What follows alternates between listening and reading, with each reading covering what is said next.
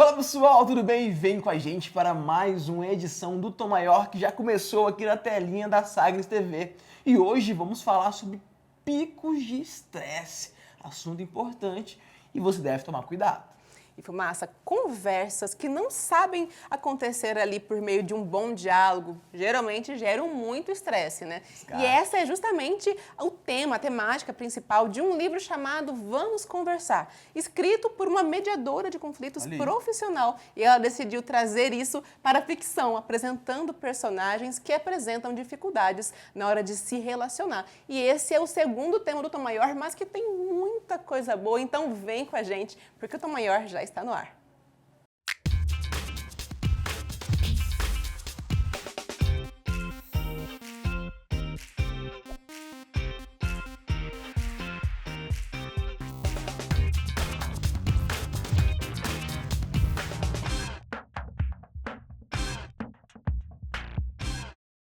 Fala pessoal, tudo bem? Vem com a gente para mais uma edição do Tom Maior que já começou aqui na telinha da Sagres TV.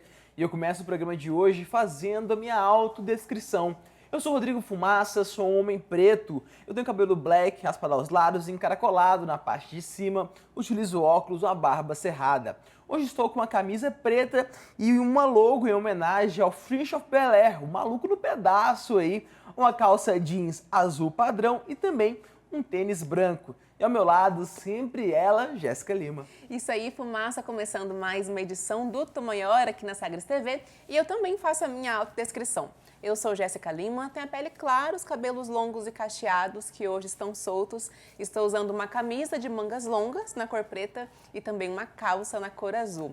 Bora saber quem está com a gente hoje lá no Switcher para levar mais uma edição do Tom Maior até você aí de casa, começando com o Rogério, nosso operador de áudio, ao lado dele o Filipinho, nosso diretor de imagem, e hoje quem está na direção é ela, minha amiga Ananda Leonel, e mais pertinho da gente o Cauê, aqui auxiliando, operando as câmeras, e hoje quem está lá no Master é o Júnior para completar bem a nossa equipe. E agora a gente começa falando de saúde, né, Fumaça? É isso, falando de saúde, dessa vez nosso quadro Sem Filtros.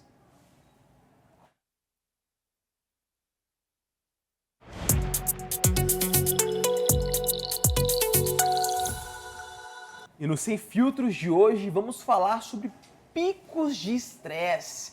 Quem nunca passou por aquele estresse que com certeza marcou o seu dia, ficou preso na memória, que foi aquele explosão geral. E vamos falar sobre isso e como isso pode afetar até mesmo a nossa própria saúde.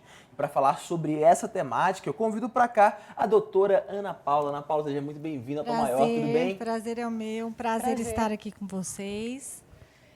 Viemos aqui, né, para falar um pouquinho sobre o estresse, o que ele causa, se a gente deve ficar muito preocupado ou não, né, como que controla de uma forma melhor, né, para a gente poder passar o dia, dormir com mais naturalidade.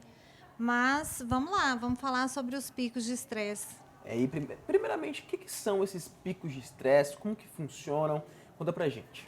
Então, o estresse, na verdade, ele é uma forma de adaptação de receber informações do nosso corpo. Então, o estresse, ele é bom, mas ele não pode ser acumulativo. Ele não pode vir de uma forma crônica, intensa, porque aí ele realmente vai nos fazer muito mal.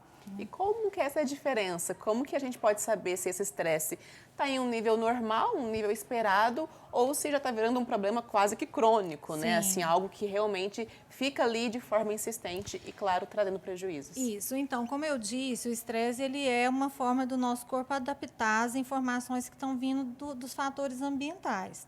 Então, existe durante o nosso dia várias coisas que vão surgindo que vão nos levar a esse estresse, né?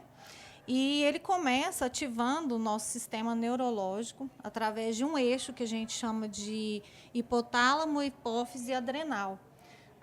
Ele passa informações, né, os neurônios passam informações para uma glândula que a gente tem bem pequenininha em cima dos rins, que chama adrenal, e que lá nós vamos ter um pico de adrenalina que vai ficar soltando no nosso organismo, que a gente chama de luta e fuga. Quando você está com algum problema, você tenta o quê? lutar contra aquilo, fugir contra aquilo, né? Então, tudo é explicado através do nosso sistema nervoso central, né? E, além disso, ele vai provocar vários problemas. Problemas cardiovasculares, porque nós vamos ter picos de muita adrenalina, vamos aumentar a nossa pressão arterial. Então, com isso, podemos ter doenças cardíacas, como um infarto, como um AVC, como arritmias. Esse estresse também, ele vai influenciar na nossa parte gástrica, né? O nosso organismo, o estômago, ele vai produzir mais ácido clorídrico, né? Então, nós vamos ficar com mais acidez.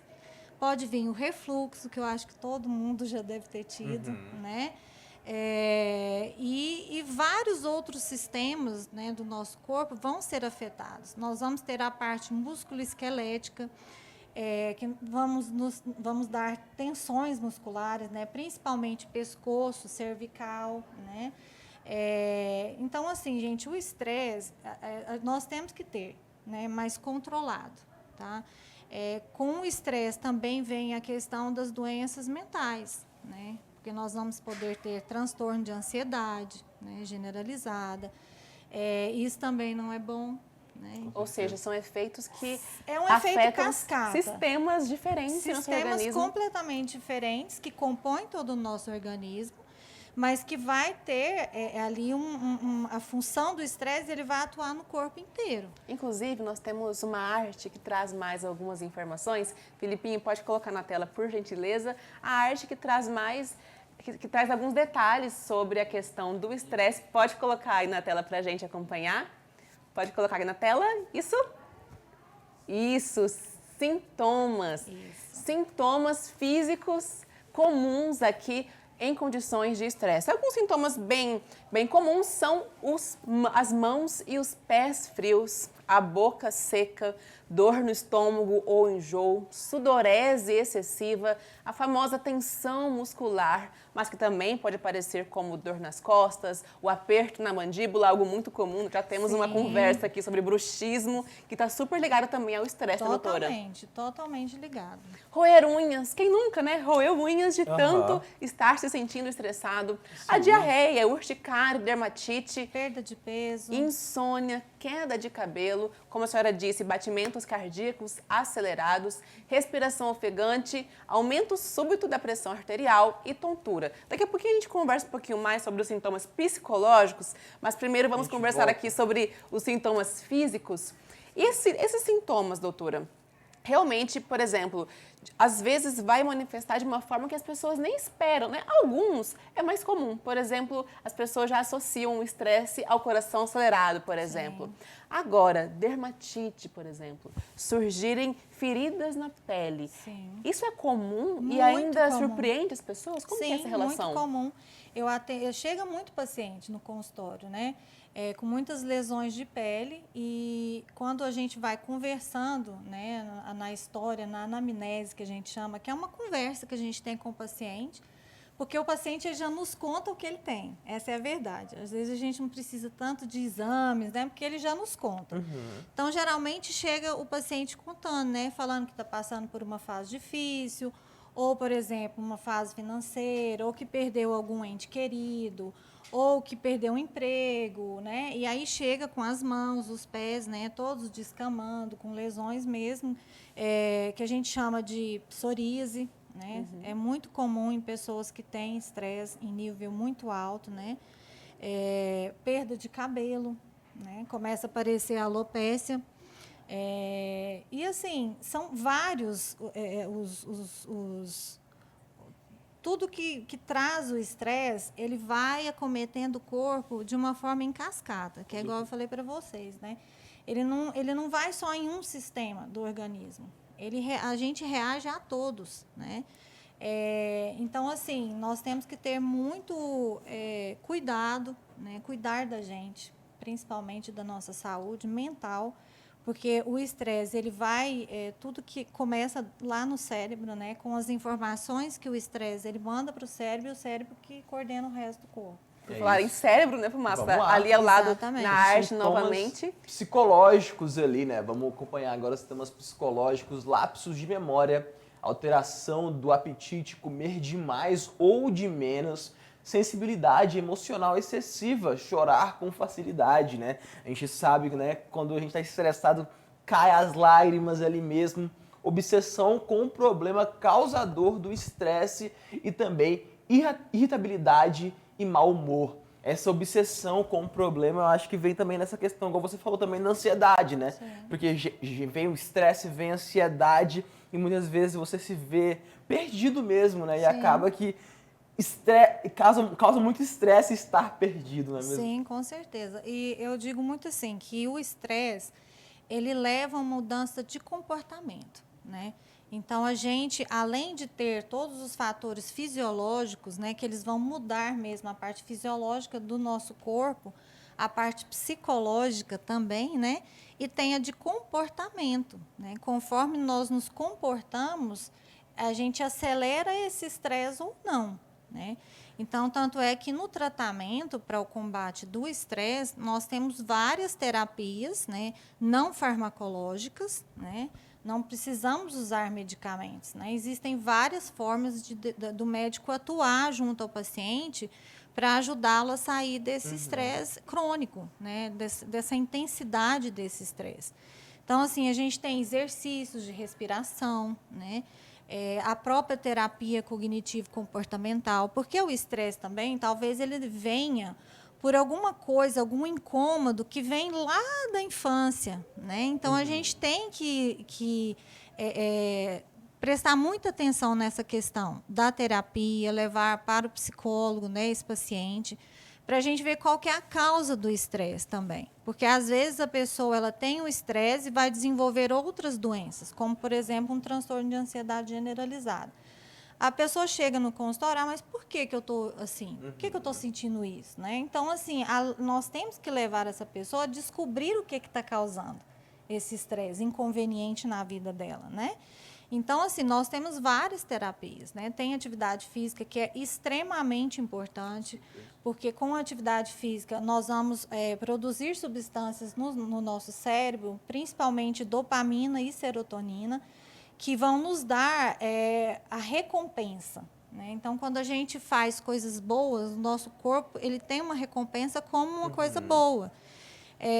Uma alimentação mais saudável. Hoje em dia, as pessoas se alimentam de forma muito errada, né? Muito industrializado, enlatado, embutido. E, assim, além da parte da terapia e uma terapia ocupacional, que eu acho muito importante falar, né? Então, às vezes, a gente tem alguns dons que nós temos mesmo desenvolvidos, e tocar piano, ir dançar, né? Participar de um grupo de dança, ou tocar um instrumento, qualquer coisa, ou fazer uma pintura, né? São coisas que a gente vai descobrir no nosso dia a dia, o que nós podemos fazer para diminuir o estresse e alterar este comportamento agressivo que o corpo está recebendo, que é o estresse crônico. Com certeza. E essa relação direta com o estresse, eu acho que muitas vezes a gente confunde com ansiedade. Sim. Não é mesmo? E como diferenciar quando é estresse e quando é ansiedade? O estresse é aquilo que eu te falei, nós precisamos tê-lo, tá? Todos os dias, mas de uma forma controlada. Quando esse estresse ele atinge os sistemas do nosso corpo, que de uma forma descontrolada, vêm as doenças. Então, a ansiedade, que a gente chama de transtorno de ansiedade generalizada, ela vem através de causas que, por exemplo, um estresse crônico, né? A pessoa tem um problema, já tem anos, não procurou se tratar ou não sabe como ir atrás ou como começar, e isso gerou um transtorno de ansiedade. Então, o estresse ele é um fator de risco para o transtorno de ansiedade generalizada, que é uma doença. Então, fica aí o alerta da gente sempre estar consciente e reparando nos sinais que o nosso próprio corpo oferece para a gente. Com certeza. Como a gente conversou aqui um pouquinho, né? O estresse, muitas vezes, ele é o pontapé que pode gerar outros tipos de doença. Então, fica aí o alerta. Caso você esteja tendo esses picos de estresse de forma desordenada, procure um médico, procure também um terapeuta que vai ter esse trabalho conjunto, integrado, para olhar para a mente, para o corpo de forma integrada, realmente. Sim, com certeza. E assim, ter melhor qualidade de vida, né, Fumaça? Que é isso que todo mundo quer. Todos Doutora, nós buscamos, né? com certeza. Muito obrigada. Muito obrigada a Foi ótimo te receber aqui. vocês. E volte mais vezes aqui ao Tô Maior. Volto sim. Muito obrigada. E olha, nós continuamos falando de saúde mental, entendendo mais o que é a síndrome de burnout. E hoje vamos falar sobre o burnout. Você sabe o que é? Tem noção do que é isso? Mais ou menos. Mais ou menos, não tem claro assim. Não. Nunca ouvi falar. Nunca ouviu falar? Não. Não conhece? Não. Calma, gente. É uma palavrinha difícil, mas vem comigo que eu ajudo vocês, hein? Bora! O burnout é um transtorno muito comum hoje em dia, né? Infelizmente é muito comum e é basicamente, eu gosto de pensar que ele é um quadro de depressão e ansiedade, basicamente. Ele é um combo, só que é um combo causado por um quadro no trabalho. Ponto. É isso. Todo quadro de depressão é um desgaste. O paciente se desgasta tanto a ponto dele se esgotar completamente. Eu falo que a gente é como se nós fôssemos um carro e a nossa gasolina acabasse. Quando acaba, é a depressão. Então, no burnout, de uma forma geral, o paciente se sente desgastado, se sente triste, cansado. O burnout, tradicionalmente, ele é conhecido como se fosse uma tríade. É uma tríade em que o paciente se torna, primeiramente, ele se queixa de uma exaustão emocional muito grande, depois ele começa a ficar muito irritado com o trabalho, reclamando do trabalho, questionando esse trabalho, e um terceiro ponto é quando ele começa a se questionar se ele não é uma fraude, se ele não é incompetente. Então, é uma tríade do burnout, de uma forma geral. Ok, já sabemos que vem por conta do cansaço e altas demandas no trabalho, mas existe alguma faixa etária que pode ser mais afetada? Sendo aí a média de idade entre 40 e 41 anos, a média mais recorrente também de pessoas que entram em processo depressivo ou ansiedade generalizada, que são, de alguma forma, proibidas de continuarem trabalhando por causa do estado de saúde mental que elas se encontram. Então, hoje nós temos aí mais ou menos, em média, de 472 mil trabalhadores fora da área de trabalho, por licença junto ao INSS, principalmente por essas causas. Que número alto, hein, gente? Hoje em dia, infelizmente, os casos só aumentam.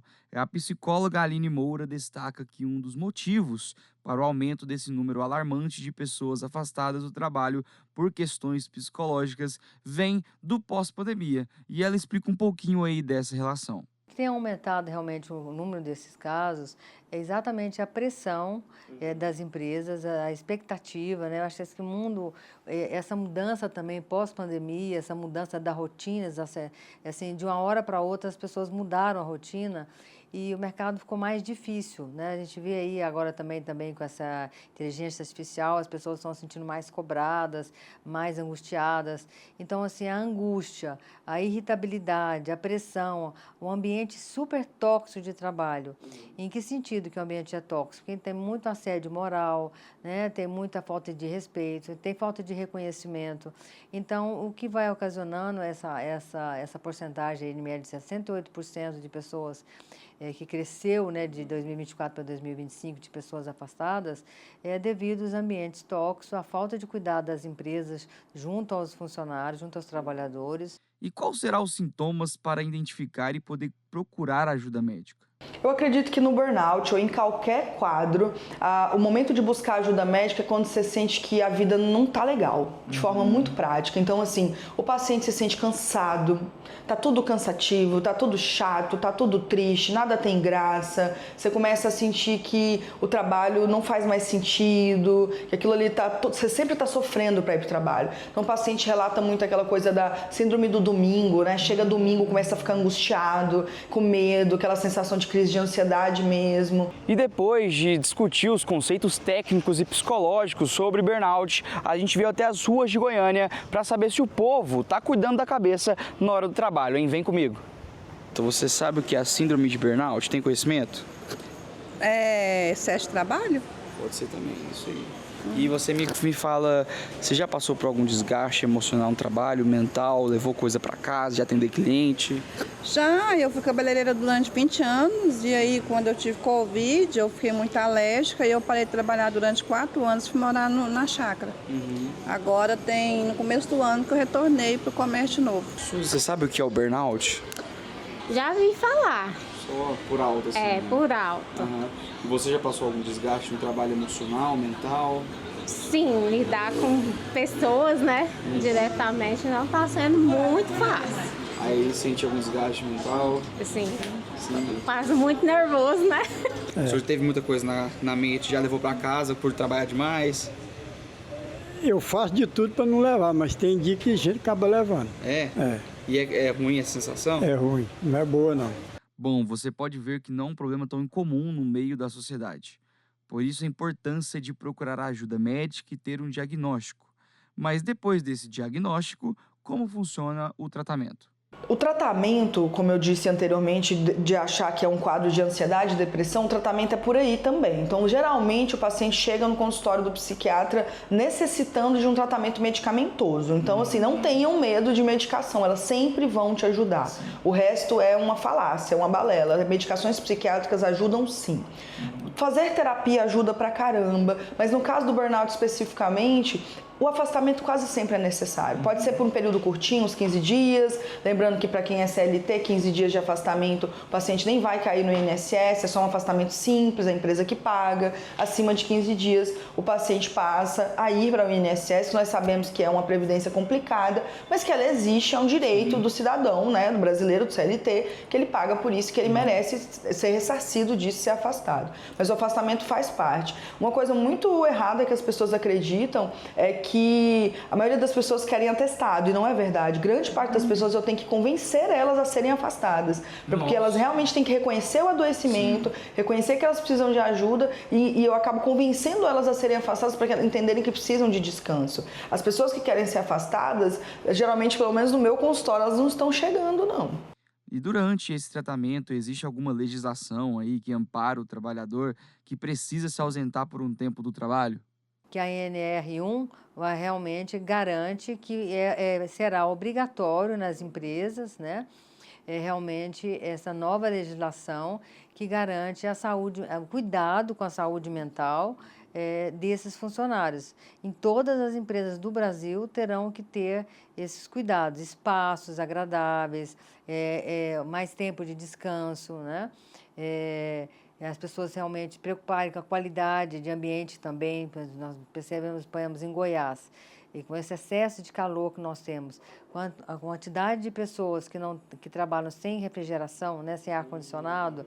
Então, a partir do dia 26 de maio, essa mudança dessa nova lei vai fazer com que as empresas realmente se preocupem, ou elas realmente serão responsabilizadas com esse número de pessoas que vêm se adoecendo por falta desse cuidado. Pessoal, lembrando que o importante é se cuidar, é prestar atenção nos pequenos detalhes, nos sintomas, porque o importante é saúde em primeiro lugar. Isso aí, síndrome de burnout, que gera um alerta pra gente, né, Fumaça? Então, mais uma vez, a importância da gente buscar um atendimento especializado e cuidar da nossa saúde mental. E agora a gente dá aquela rápida pausa, mas não sai daí que já já voltamos com mais Tom Maior.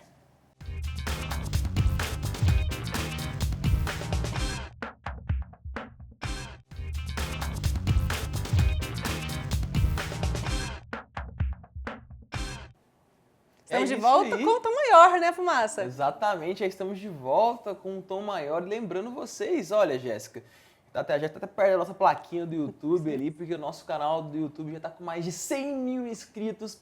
E você pode fazer parte aí dessa galera se inscrevendo no @Sistema Sagres, que tem muito conteúdo de qualidade para você, muita informação e também muita coisa boa. E tem um programa lá que é sensacional, um tal de Literando, que a nossa querida Jéssica apresenta e arrasa diretamente lá do nosso canal do YouTube e também aqui na nossa programação diária, né, Jéssica? Isso aí, Fumaça. E por falar em literatura, Fumaça, que tal a gente conhecer um livro agora aqui? Um livro que tem muito a ver com o nosso bate-papo do primeiro bloco. A gente conversou sobre o estresse, né? Sobre picos de estresse. Uma coisa que pode gerar estresse são os relacionamentos. E principalmente quando a gente não sabe ter uma boa comunicação, um bom diálogo nos relacionamentos. Esse é o tema de um livro de contos escrito pela Eunice, que já está aqui conectada com a gente. Eunice, seja bem-vinda ao Tom Maior. É um prazer falar com você. Obrigada, gente. Obrigada pelo convite. Estou muito feliz de estar aqui com vocês, falando do que eu mais gosto, que é literatura e mediação de conflitos, que é do que trata o meu livro, sobre a importância do diálogo para a gente evitar os conflitos, né? Dialogando é que a gente se entende. Com certeza. E você é autora de outros livros também, mas tem essa atuação na mediação de conflitos. Eu queria primeiro entender qual é a sua relação com essa área, né? Quando que você começa a ter no seu dia a dia conversar sobre a mediação de conflitos nos relacionamentos? Eu sou mediadora formada, eu atuo como mediadora e eu sou escritora, e esse é o meu 8º livro. Então, eu juntei as duas coisas que eu mais amo fazer, que são escrever e mediar, e apresento a mediação, que as pessoas já ouviram falar, mas muito poucas pessoas sabem exatamente do que se trata. Então, a minha ideia é apresentar a mediação através de um livro de contos que são ambientados em salas de mediação de conflitos. Então, o leitor vai poder entrar dentro da sala e ver efetivamente como funciona a mediação. E é muito interessante porque a mediação ela é confidencial. Então, assim, eu abri uma janela e, por ser confidencial, os contos são fictícios. Então, é a forma como o leitor comum, as pessoas, têm de assistir uma mediação. De outra forma, seria impossível, justamente porque as reuniões são confidenciais. E é interessante, né, Nilson, essa relação de trazer a conversa, né? A gente sabe que na nossa sociedade atual a conversa tem ficado um pouco de lado, né? Muitas vezes a galera deixa de conversar e também reduz os seus sentimentos e guarda para si mesmo, né? E eu acho que conversar é fundamental. E como que você enxerga o papel do seu livro em motivar outras pessoas a chegarem muitas vezes até um local de mediação, a pensarem em mediar ali uma conversa, um acordo muitas vezes, não é mesmo? E fica muito claro nos contos que os conflitos eles foram todos originados de uma falta de conversa. Então, você tem um problema, uma cara feia, enfim, e não resolve na hora, e esse conflito ele só tende a escalar. E se você, num primeiro momento, você parte para uma conversa franca, olho no olho, aquele conflito ele pode deixar de escalar, ele pode ser resolvido, ser cortado pela raiz. Se isso não acontece e ele escalar a um ponto que nem a conversa mais vai resolver, então você vai precisar de um profissional, você vai precisar buscar um mediador para resolver aquele problema. E qual é o papel do mediador?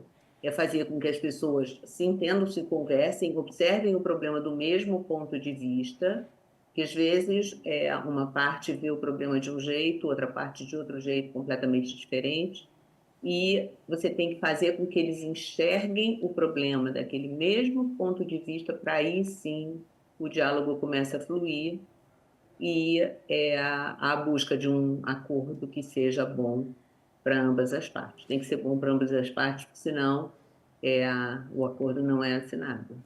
Eunice, uma coisa que a literatura faz muito bem é apresentar para a gente personagens com os quais a gente pode se identificar. E muitas vezes, por meio daquilo ali, por meio das vivências, das falas dos personagens, a gente repensa as nossas próprias vidas e as nossas próprias ações. Então, eu queria saber um pouquinho mais sobre os seus personagens, assim, se você pode adiantar um pouquinho da história, das histórias, na verdade, que a gente encontra em seu livro. Quais personagens são esses e que tipo de dilemas que eles estão enfrentando ali no dia a dia?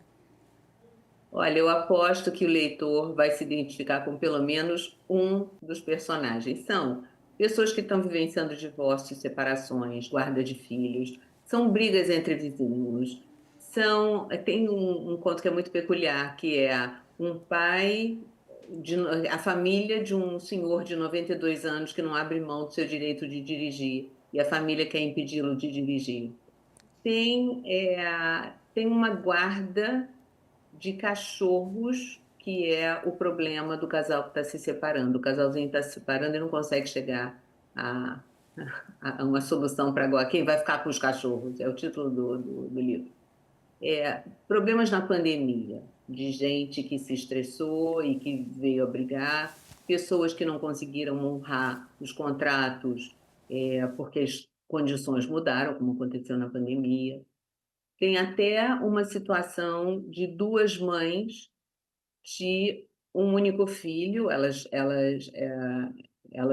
tiveram esse filho usando de um procedimento artificial de fertilização in vitro, gestaram essa criança, e um colégio tradicional da cidade onde elas moram não aceita essa criança como aluno, porque ele é filho de duas mães. Então, assim, eu tentei abordar o maior número de situações possíveis. Tem a mãe que não consegue mais conversar direito com a filha desde que a filha teve um filho.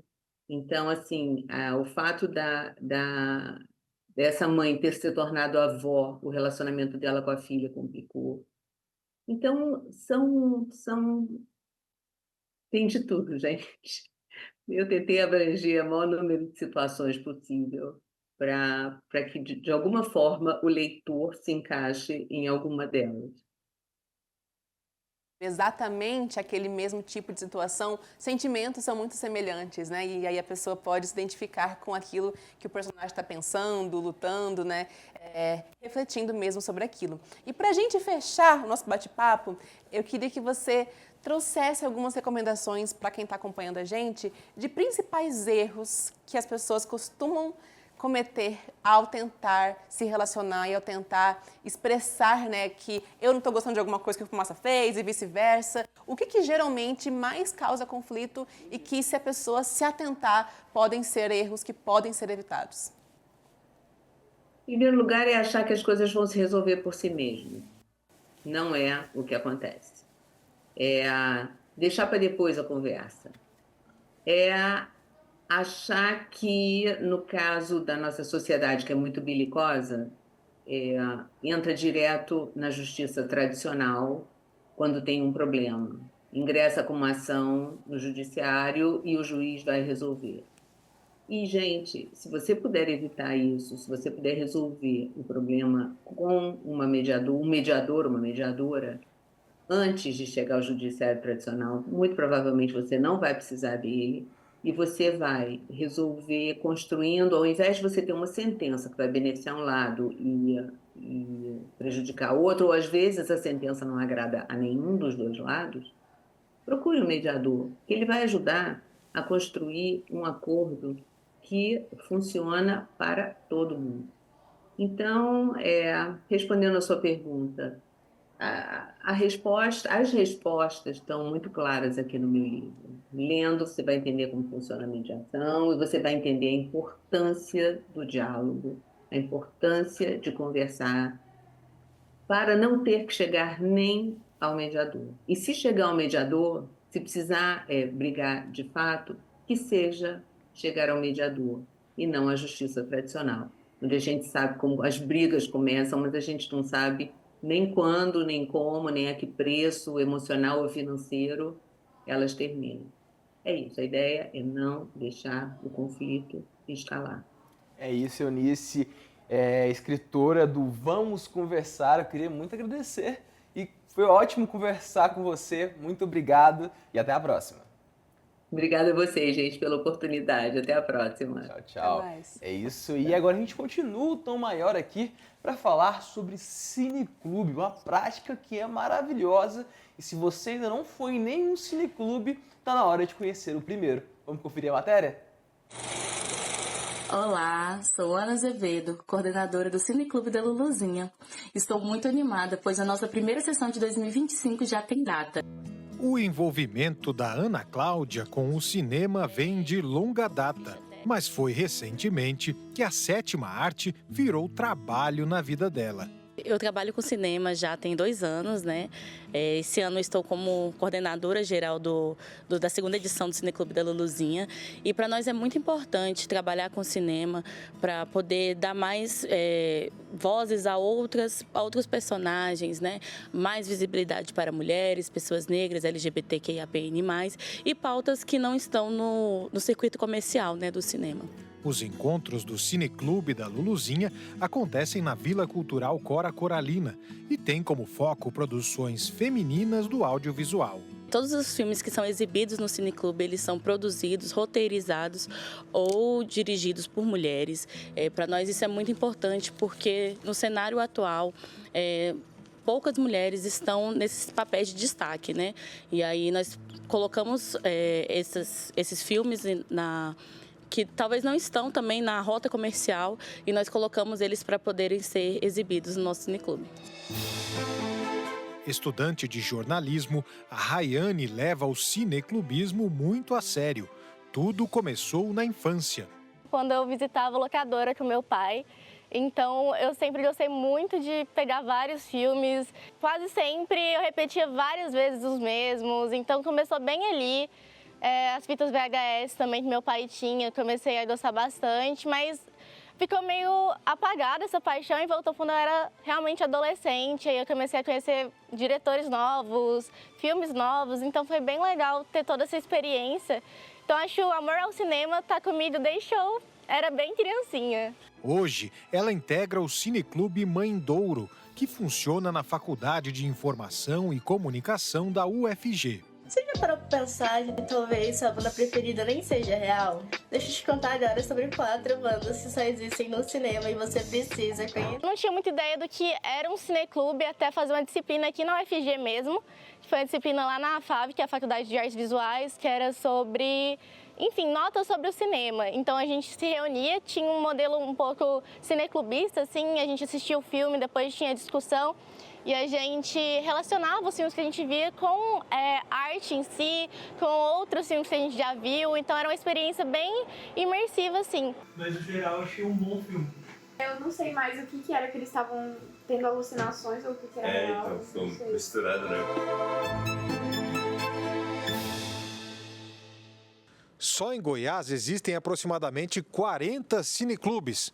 E os encontros entre os participantes acontecem em ambientes como esse que nós estamos aqui, por exemplo. Mais do que um espaço para debate sobre as produções audiovisuais, os cineclubes também são locais que estimulam a formação de novos entusiastas do cinema. O Francisco é coordenador da União de Cineclubes de Goiás.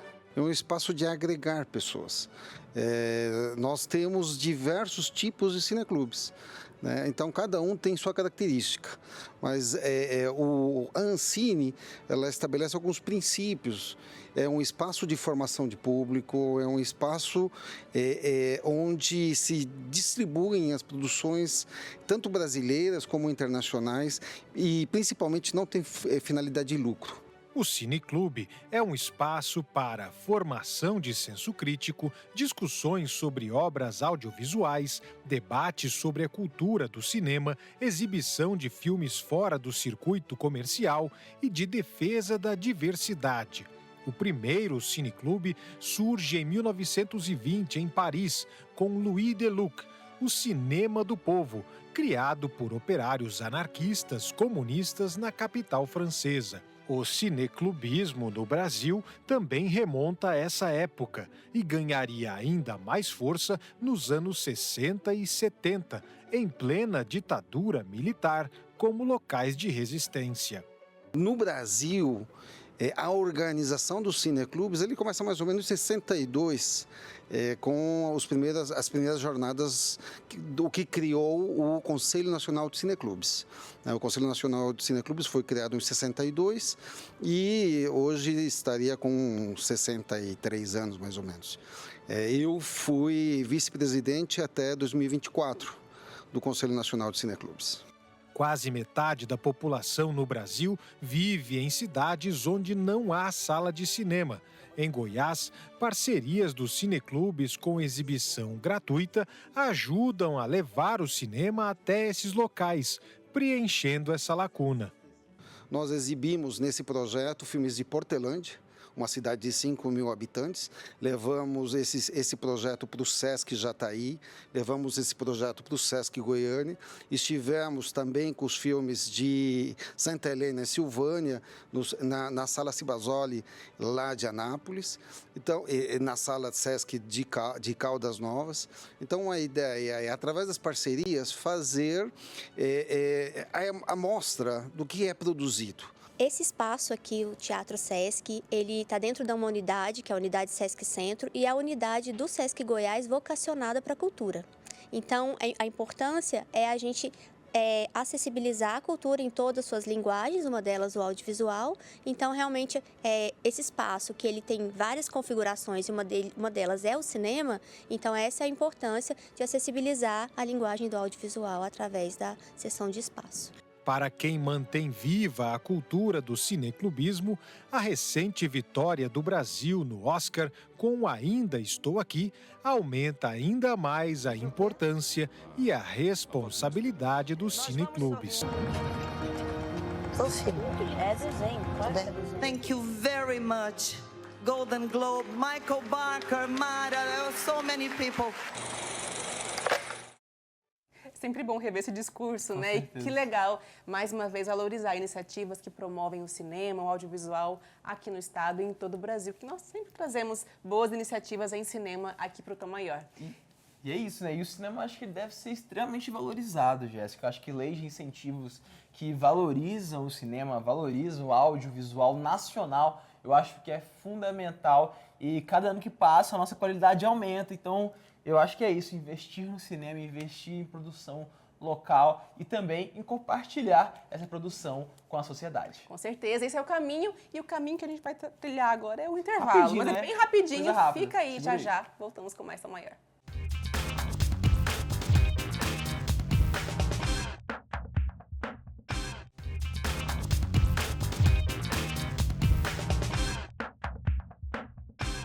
Estamos de volta com mais Tom Maior na Sagres TV e também em nosso canal do YouTube no @Sistema Sagres e também na Rádio Sagres 730 AM. E agora a gente fala de arte, né, Fumaça? Eu sei que você já se arriscou aí tentando alguns tipos de arte, gosta de crochê, né? Eu gosto de crochê, minha mãe faz muito crochê aí. E ela já tentei aprender em algum momento, só que é muito difícil. Mas eu vi uma matéria que o seu Jorge faz crochê, então eu tô aqui tentando aprender para ficar igual o seu Jorge, né? Seu Jorge e minha mãe, duas pessoas que eu sou fã. Então tem que aprender, né? Fazer crochê, imagina eu assim, ó, tô ali com, em vez de ficar no Instagram, tô lá fazendo um crochêzinho, faço uma peça para mim, que coisa boa. Coisa ótima, inclusive agora a gente conhece uma matéria mostrando o dia a dia de quem vive de artesanato. Bora acompanhar. O toque refinado, o detalhe, a beleza rústica, tudo isso em um só lugar, no artesanato. Mas você sabia que além de fonte de renda e comércio, o artesanato pode ter outros benefícios além do financeiro? E para nos ajudar, eu convoquei a Fátima, dona do ateliê Fátima Sumihara. E vem com a gente aí descobrir um pouquinho mais desse mundo de madeira. Eu comecei no artesanato de uma maneira bem diferente. Eu sou florista, né? Então eu faço qualquer tipo de arranjo, buquê. E o MDF, a decopagem, a pintura, ela entrou na minha vida de uma maneira muito engraçada. Eu imaginava ser professora de montar arranjo, de fazer arranjos de flores. E eu fui me apaixonando por essa parte de mudar as cores das coisas. Então eu fui testando nas caixinhas e fui me apaixonando por isso e já vai fazer 12 anos que eu trabalho. E na vida da Fátima, isso é mais que uma profissão, é algo que vem no sangue. Minha avó, ela fazia bolo, né?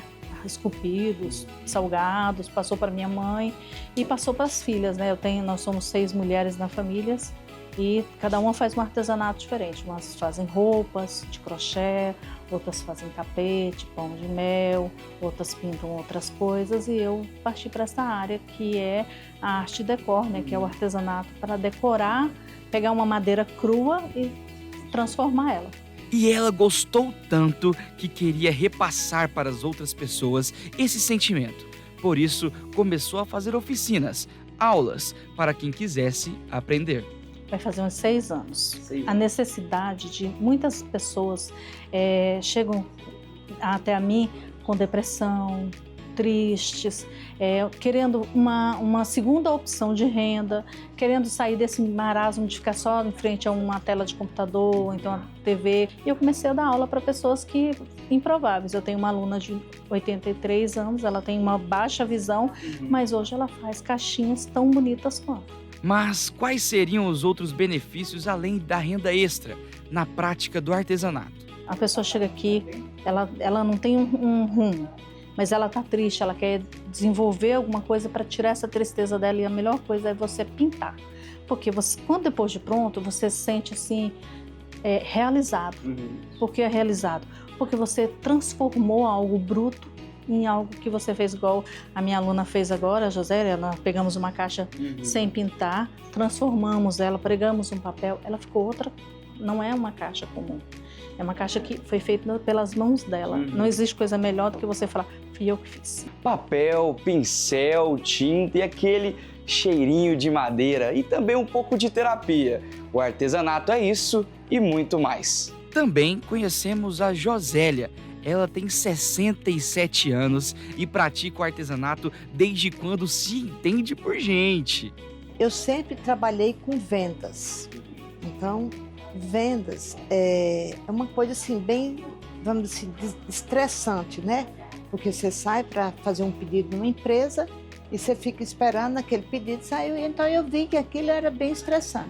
Então como eu gosto muito, sou apaixonada pelo artesanato, e enquanto conheci a Fátima, também em artesanato, aí foi onde eu me aprofundei mais, e hoje a gente procura cada vez entrar mais nesse mundo de artesanato.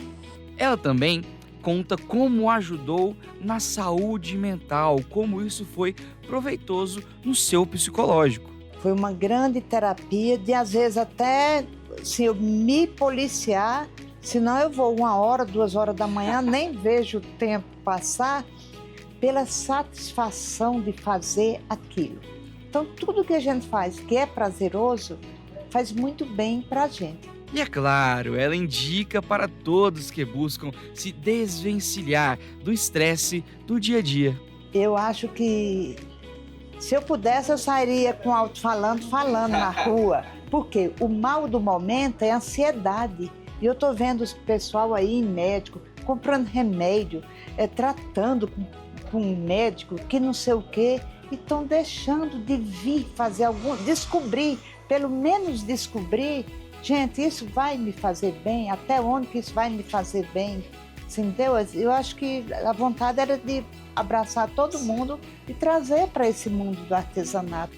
E a Fátima destaca que às vezes estar sujo de tinta é melhor do que muito remédio por aí, viu?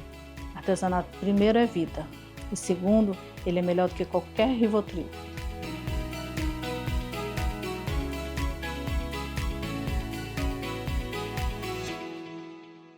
Que recado maravilhoso, hein, Bom Jéssica? jeito de fechar o programa, né? Bom jeito pra gente encerrar. E, gente, esse foi mais um Tom Maior. Lembrando vocês que amanhã tem mais uma edição fresquinha, então não perde. Isso aí, gente. Muito obrigada e até amanhã. Tchau.